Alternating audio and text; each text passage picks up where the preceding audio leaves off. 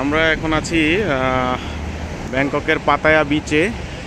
Pattaya beach সত্যি খুব সুন্দর একটা জায়গা, যদিও এখন জোয়ার চলতেছে একদম সূর্যাস্তর টাইমে।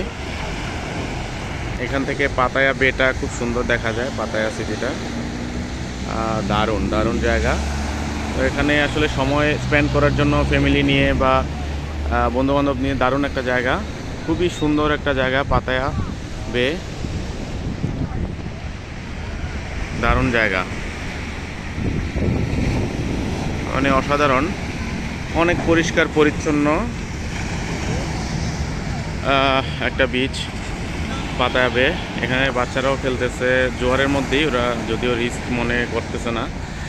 খুব সুন্দর একটা জায়গা পাতায়া বে, এটাই হচ্ছে পাতায়া বে। সব জাহাজগুলো দূরে দাঁড়ায় আছে এখানে সবগুলো, আর সূর্যাস্ত হচ্ছে। খুব দারুণ একটা জায়গা। ওখানে প্যারাসাইলিং করতেছে অনেকে, এই যে অনেক দূরে প্যারাসাইলিং করতেছে, এখানে অনেকে ঘুরতেছে।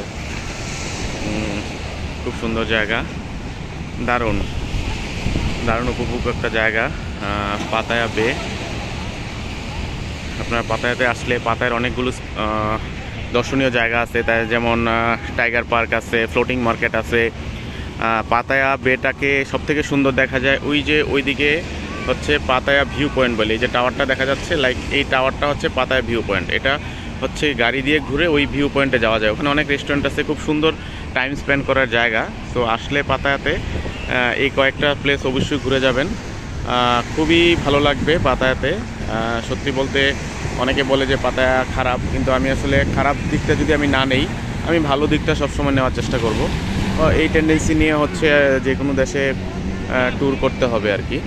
সো সেই দৃষ্টিকোণ থেকে আমি মনে করি Pattaya is one of the best one, এবং ব্যাংককের খুব কাছে এটা, 2 ঘন্টা সময় লাগে ব্যাংকক থেকে গাড়িতে। আপনি যদি পার্সোনাল কারে নিয়ে আসেন, ওখান থেকে অ্যাভেলেবেল বাসও আছে, শাটল বাস আছে, সেখান থেকেও আসা যায়।